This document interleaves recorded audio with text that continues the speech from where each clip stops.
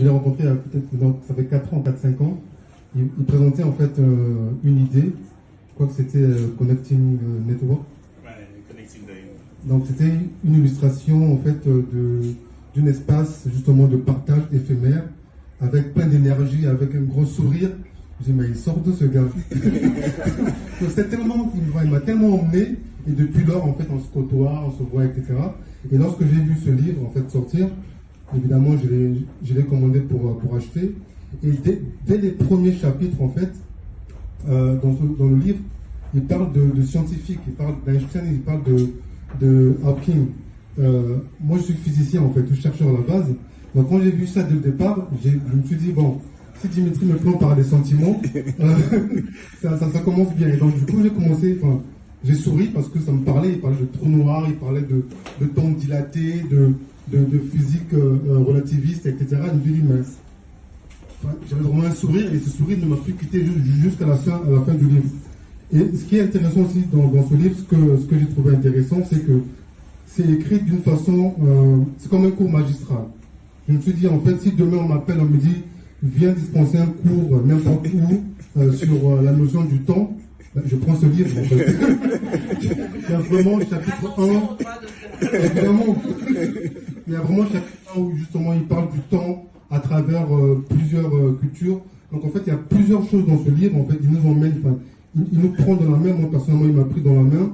Il m'a emmené justement voir une sorte de bâtiment immense où il me montre, ça c'est la salle de bain, ça c'est la chambre, ça c'est le portoir, etc.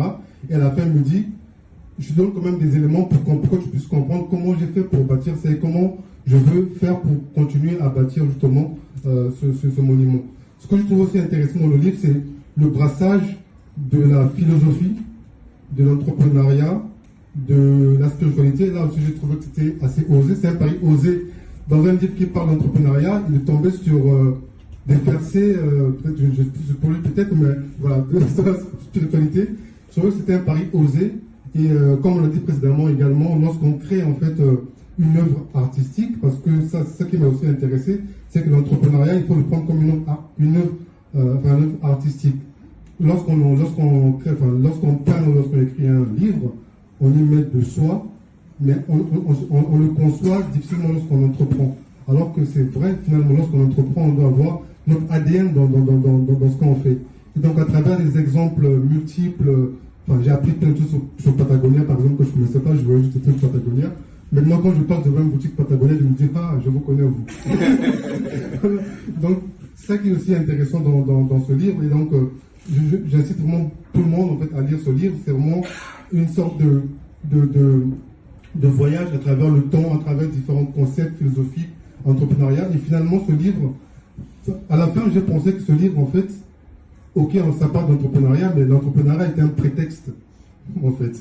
L'entrepreneuriat était un prétexte de parler du temps et de parler de soi. Et quand j'ai fini ce livre, effectivement, il dit, en parlant du temps, on parle de soi. Et prendre du temps, c'est en fait c'est connaître qui nous sommes. Et en fonction de comment connaître qui nous sommes nous permet en fait de tenir toutes ces qualités qu'il y a dans le livre. Et c'est ça que je trouvais aussi très intéressant dans le livre. C'est justement, ça nous apprend à connaître nous-mêmes. Et comme on dit, quand on écrit un livre, on parle un peu de soi. Et à travers ce livre, je connais un peu mieux, un peu plus Dimitri à travers ce livre. Et donc, je vous incite vraiment à lire le livre. Il est génial.